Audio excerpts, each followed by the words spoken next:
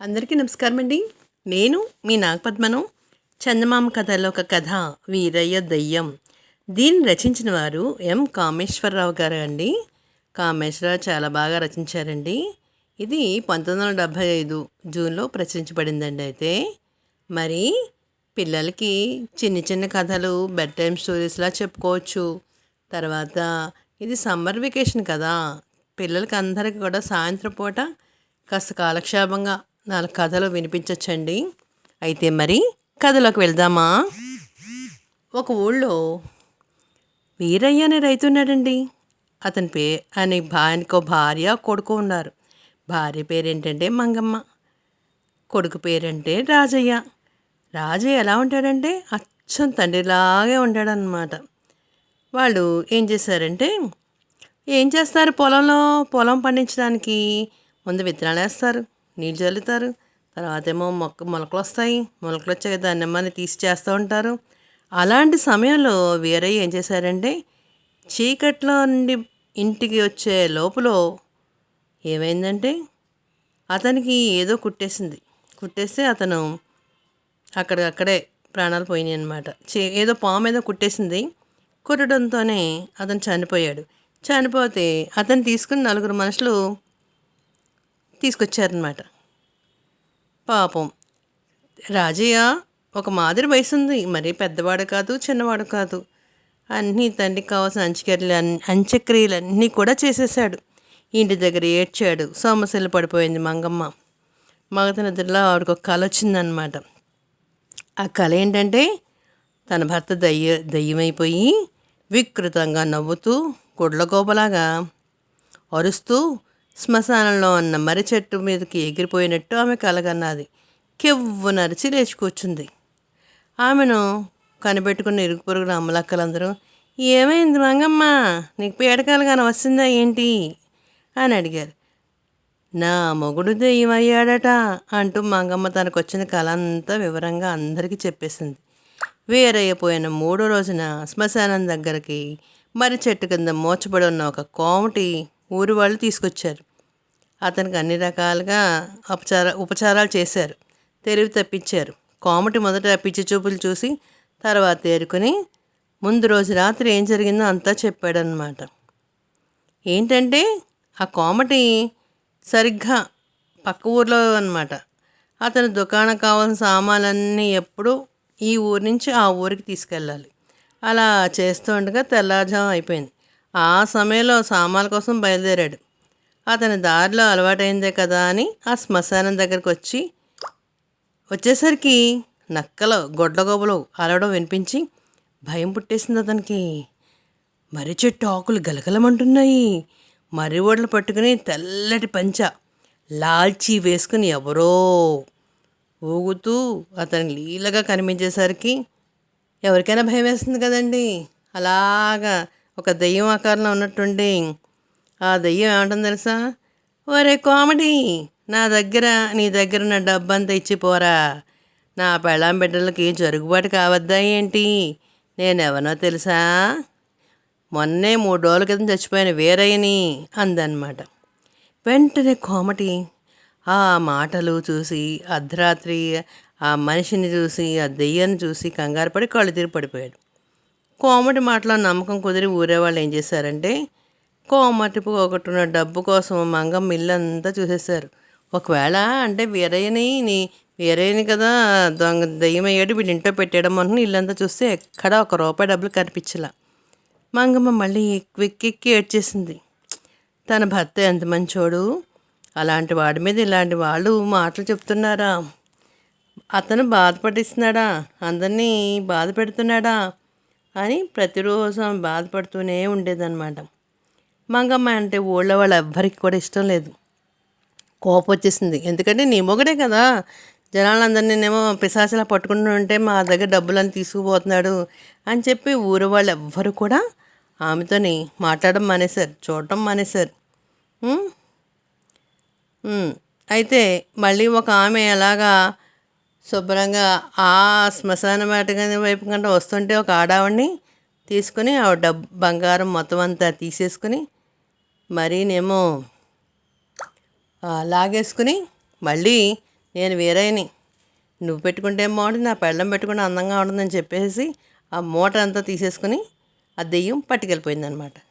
మా అన్న ఊళ్ళో వాళ్ళందరూ ఏకమైపోయారు. మంగమ్మ ఇంటికి వచ్చి చూశారు, ఏమీ దొరకలే.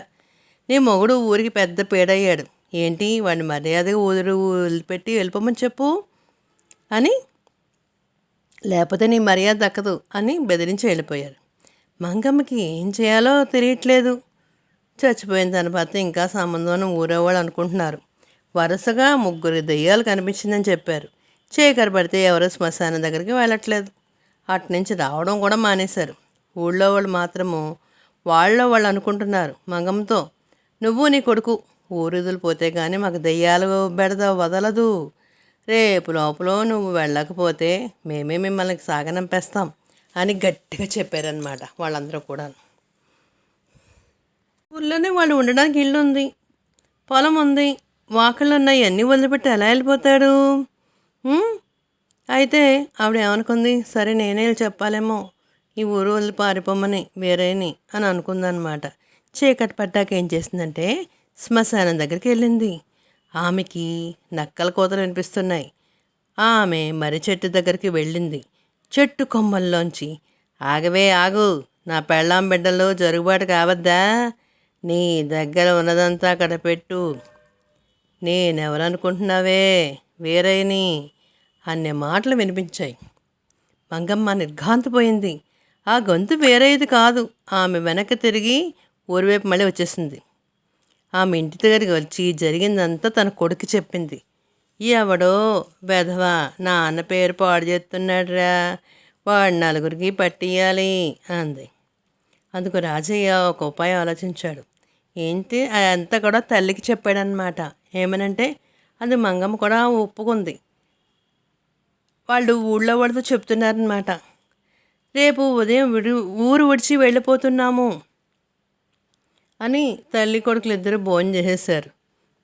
రాజయ్య ఏం చేశాడంటే జుట్టుకి శుభ్రంగా తెల్ల రంగు వేసుకున్నాడు. వేసేసుకుని చూడగానే అచ్చం వేరేలాగే ఉన్నాడనమాట. ఇద్దరు కూడా తల్లి కొడుకు ఇద్దరు కూడా ఏం చేశారంటే శ్మశానం దగ్గరికి వెళ్ళారు. రాజయ్య తెల్లటి పంచి కట్టుకున్నాడు, తెల్ల లాల్చి తొడుక్కున్నాడు, మర్రి చెట్టు త్వరలో దాక్కున్నాడు. మంగమ్మ ఆ సమీపంలో ఒక పొదలో వెనక్కి నక్కుంది, ఏం జరుగుతుందో చూద్దామని. కొంచెం సేపటికి ఊరి వైపు నుంచి ఒక మనిషి తెల్లటి పంచి తెల్లటి లాల్చి వేసుకుని మర్రి చెట్టు కొమ్మల మధ్యలో కూర్చున్నాడు. ఆ తర్వాత వాడు గొడ్డల గోబ కూసినట్టు కోత కూశాడు. రాజయ్య ఎప్పుడు బయటికి వస్తాడా అని మంగమ్మ త్వరకేసి చూస్తుందన్నమాట. ఇంతలో అతను రానే వచ్చేసాడు. వచ్చి చెట్టు మీద ఉన్న మనిషితో, దొంగ వెధవా, నా పేరు పాడు చేస్తావా, చూడు నిన్నేం చేస్తానో, నేనెవరనుకున్నావో వీరయ్యను అన్నాడు. ఆ మాటలకు చెట్టు మీద మనిషి కింద పడ్డాడు. వాడు భయంతో వణికిపోయాడు. తప్పిపోయింది, క్షమించు వీరయ్యా, తప్పైపోయింది, నన్ను క్షమించు అని బతిమాలాడు. నిన్నేం చెయ్యను, ఇన్నాళ్ళు అందరి దగ్గర పెద్దల దగ్గర దోచుకున్న డబ్బంతా నాకు ఎక్కడుందో చూపించు అని వీరయ్య అనేసరికి ఆ మనిషి గజగజలాడిపోతూ చెట్టు కొమ్మలో తవ్వాడు. ఈ లోపల మంగమ్మ ఊళ్ళోకి వెళ్ళి, నా మొగుడు పేరు పాడు చేస్తున్న దొంగ ఎవరో దొంగ పెదవరో చూద్దురుగాని రండి అని నలుగురిని వెంట పెట్టుకుని శ్మశానానికి వచ్చింది. నకిలీ దయ్యం మనిషి దీపాలతో వచ్చి మనుషుని చూసి అందరు బిత్తరపోయారు. వాడు దాచిన దొంగ సొమ్మంతా అప్పటికే పైకి తీసేశాడు. దొంగ వెదవా, ఇదా నువ్వు చేసే పని అని ఊళ్ళో వాళ్ళు వాడి మీద పడి చేత కొట్టేశారు. వాడు వేరే దెయ్యం కాదు, ఒక మనిషి. అప్పుడు చెట్టు త్వరలోంచి రాజయ్య బయటికి తొంగి చూసి, ఏంటి గొడవ, ఏం జరిగింది, నాకు కాస్త కొనుగు పట్టిందిలే అన్నాడు. మంగమ్మ నిర్ఘాంతపోయింది. ఈ నాటకం ఆడింది రాజయ్య కాదా, మరెవరు? ఆమెకు తెలిసిందంతా చెప్పిన మీదట వేరయ్య దయ్యమే నకిలీ దయ్యాన్ని పట్టించాడని వాళ్ళు ఊళ్ళో వాళ్ళందరికీ అర్థమైపోయింది. పోయిన సొమ్మంతా దొరికింది. ఊళ్ళో వాళ్ళు మంగమ్మకి క్షమాపణ చెప్పారు. ఊళ్ళో ఉండమని బతిమాలారు. మేమే పొరపాటు చేసాం, తప్పు చేసాం, నీ భర్తే దయ్యం అయ్యాడని అనుకున్నాం, కానీ అలా జరగలేదు కదా, మీరు మా ఊళ్ళోనే ఉండండి, మాతో పాటు ఉండని చెప్పి చెప్పారనమాట. దయ్యంలా నటించిన వాడు ఎవ్వరికి చెప్పకుండా తెల్లవారే లోపల ఊరు వడిచి వెళ్ళిపోయాడు. ఆ తర్వాత వీరయ్య దెయ్యాన్ని చూసిన వాళ్ళు ఎవ్వరూ లేరన్నమాట. వీరయ్య పేరుతో ఉన్న మనిషి మోసం చేసి అతని పేరు వాడుకున్నందుకు నిజంగా వీరయ్య దెయ్యం వచ్చి ఆ అసలు వాడి నాటకం అంతా చేసేసి వాడి అసలు రంగుని బయట పెట్టాడనమాట. పిల్లలకి బెడ్ టైం స్టోరీస్ చెప్పుకోవచ్చు. మరొక కథ చెప్పుకుందామా అయితేని. మరొక కథ పేరు అసలుకే మోసం. మరి కథలోకి వెళ్దామా. దీన్ని రచించిన వారు గంగిశెట్టి శివకుమార్ గారు. ఒక గ్రామంలో కావమ్మ అనే ఆమెకి 6 ఏళ్ళు కొడుకున్నాడు. వాడు ఒకనాడు ఆడుకోవడానికి వెళ్తూ ఉంటే వీధిలో ఏదో తలుక్కుమని ఒక మెరుపు మెరిసింది. వాడు ఏం చేశాడు, దాన్ని తీసుకుని ఇంటికి పరిగెడుతున్నాడు. ఆ సమీపంలో అక్కడ దగ్గరగా అరుగు మీద ఒక రామయ్య గారనే కూర్చున్నాడు. కుర్రాడు వంగడము, దాన్ని తీసుకోవడము, పరిగెత్తడము చూసి కుర్రాడు నాపి, ఏమిట్రా నీ చేతిలో ఉంది, పరిగెత్తున్నావు ఎందుకు అని అడిగాడు. ఆ కుర్రాడు చెయ్యి విప్పి ఉంగరం చూపించి తనకు దొరికిందన్నాడు. వరే నీకెందుకురా, అది నాకు ఇచ్చే, ఈ డబ్బులు తీసుకు ఏమన్నా కొనుక్కొని తిను అంటూ రామయ్య ఏం చేశారంటే కుర్రాడు నుంచి ఉంగరం తీసేసుకుని వాడి చేతిలో కాస్త డబ్బులు పెట్టేశాడు. కుర్రాడు ఆశ్చర్యంగా ఉత్సాహంతో ఏదో కొనుక్కొని తినేసి వెళ్ళిపోతున్నాడు. ఎక్కడరా అది, ఎవరిచ్చారని తల్లి అడిగింది. ఇప్పుడు పిల్లలు ఏమైనా తింటున్నా ఎవరన్నా డబ్బులు ఇస్తేనే కదా ఆ వస్తువు వస్తుంది మనకి. తల్లి అడిగింది. కొనుక్కున్నాను అన్నాడు వాడు. డబ్బులు ఎక్కడ ఇరానే కాంది, పక్కటి రామయ్య గారు ఇచ్చారని చెప్పాడు. పెదవా, ఊళ్ళో వాళ్ళందరినీ డబ్బుల కోసం అడుగుతున్నావా ఏమిటి అని తల్లి కోపగించేసుకుంది. నేనేం ఎవరిని అడగలేదమ్మా, ఉంగరం తీసుకొని నాకు ఇచ్చాడు అన్నాడు కొడుకు. ఉంగరం ఏమిట్రా పెదవా అని తల్లి వాడిని మళ్ళీ అడిగింది. ఆ కుర్రోడు బిక్కమొహం వేసుకుని జరిగిందంతా తల్లికి చెప్పాడు. కావమ్మకి రామయ్య మీద కోపం వచ్చేసింది. ఆమె బయటకు వచ్చి రామయ్యతో, ఏమయ్యా, ఏమిటి బుద్ధిలేని పనులు, ఎంతో కష్టపడి డబ్బు కూడబెట్టి కొడుకు ముచ్చటగా ఉంగరం చేస్తే నువ్వు దాన్ని తీసేసుకుంటావా అని అడిగింది. ఏమిటి అక్కగారు, ఉంగరం ఏమిటి, నేను కాజేయడం ఏమిటి, ఏదో పిల్లాడు కదా అని ఒక కాని ఇచ్చాను, ఒక కాసు డబ్బులు ఇచ్చాను, అంతకన్నా నాకేం తెలీదు అన్నాడు రామయ్య. కావమ్మ అంత తేలిగ్గా ఉరికిన రకం కాదు. ఆమె నోటుకొచ్చిన తిట్లన్నీ తిట్టేసేసరికి చుట్టుపక్కల వాళ్ళందరూ పోగైపోయారు. ఇంతలో ఒక మనిషి జేబులు తడుముకుంటూ అటుగా వచ్చాడు. ఇంతకుముందు నేను ఇటుగా పోతూ ఉంగరం పోగొట్టుకున్నాను, మీలో ఎవరికైనా దొరికిందా అన్నాడు. అక్కడ చేరిన వాళ్ళు కామయ్య రామయ్య పోట్లాడుకోవడం ఏమిటో వాడికి అర్థమైపోయింది. వాళ్ళు అసలు విషయం వచ్చి పెద్ద మనుషులు చెవిలో చెప్పేశారు. ఆయన పోట్లాడుతున్న వాళ్ళతో, ఏం మనుషులు మీరు, ఎవరిదో దానికోసం ఆశపడుతున్నారా, ఆ ఉంగరం నాది, దాన్ని నాకు ఇచ్చి గొడవ మానండి అన్నాడు. కావమ్మ రామయ్య ఒకరి ముఖాలు అక్కడ చూసుకున్నారు. వెంటనే మాట మార్చేశారు. పోయే పెద్ద మనిషి, మేమేదో పిల్లల విషయం గురించి తగాదాలాడుకుంటే మధ్యలో పానకంలో పుడకలాగా నువ్వేమిటి, ఈ ఉంగరం ఏమిటి, ఇక్కడ ఎవరికి ఏ ఉంగరాలు దొరకలేదు, ఎల్లెళ్ళు అన్నారు. వచ్చిన వాడి గట్టి పిండం, ఇదా మీ ఎత్తు, రండి గ్రామా దగ్గరికి వెళ్దాం అన్నారు. గ్రామాధికారి అనగానే ఇద్దరిలో గుండెలు రాయి పడిపోయింది. అయినా ఉంగరం వదులుకోవడం ఇష్టం లేక వాళ్ళు పెద్ద మనిషి కూడా గ్రామా దగ్గరికి వెళ్ళారు. గ్రామాధికారి ఊళ్ళో న్యాయాధికారి కూడాను. అతను లంచాలు బాగా తీసుకుంటూ చాలామందికి తప్పుడు సాక్ష్యాలు ఇస్తూ ఉన్నాడు. అయినా అతని మీద రాజుగారికి ఫిర్యాదు చేయడానికి ఎవరికీ ధైర్యం లేదన్నమాట. పెద్ద మనిషి గ్రామాధికారితో తన ఉంగరం సంగతి చెప్పాడు. కావమ్మ రామయ్య తమ ఉంగరాల సంగతి తెలుసుకుంది. ఆ పెద్ద మనిషి నిష్కారణంగా అల్లరి పెడుతున్నాడని అన్నారు. కానీ గ్రామాధికారి కూడా మోసగాడే. మోసాన్ని పసిగట్టి అడ్డదిడ్డంగా ప్రశ్నలేసి కావమ్మ చేత రామయ్య చేత నిజం చెప్పించేశాడు. వాళ్ళిద్దరూ నిజాన్ని ఒప్పేసుకున్నారు. చెరొక 22,000 రూపాయల డబ్బులు ఇప్పించేశాడు. జరిమానా కట్టించుకున్నాడు. ఉంగరాన్ని గ్రామాధికారికి ఇచ్చి కావమ్మ రామయ్య ఇద్దరు కూడా వెళ్ళిపోయారు.